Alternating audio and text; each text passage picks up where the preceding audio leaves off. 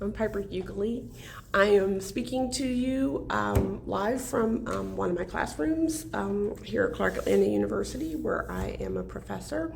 And I really appreciate that you clicked on play to spend these 5 minutes with me to learn a little bit more about my upcoming release, American Daughters, which will be coming to you from William Morrow Publishing, and I believe is a perfect book for you librarians to have access to in your collections. And I'll explain a little bit about that. Let me just show you quickly, since I don't have a copy here, but I'm able to pull it up here on my classroom computer to show you what the cover looks like and to tell you a little bit more about American Daughters.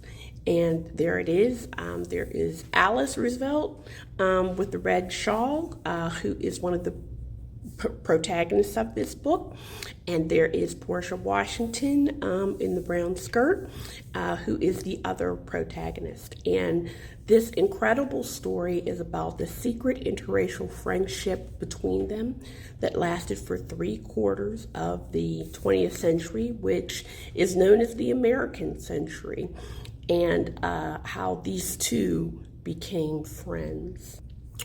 Or, as I like to call it, the white princess of America and the black princess of America were friends, because that's who they were.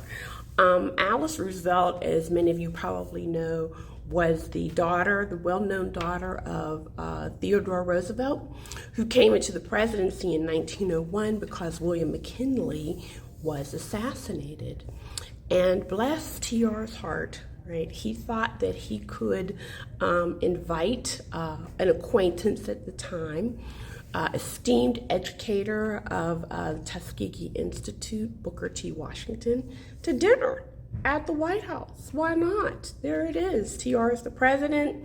He should be able to just send an invite to Booker T. Washington and have him come to dinner in 1901. He did that, and what TR didn't realize is that the whole world would blow up and fall apart, because that had been the very first time that a black man had walked through the front doors of the White House for a meal. There were even newspapers who had published cartoons of Booker T. Washington, the great educator, making advances to Alice in an unsavory way.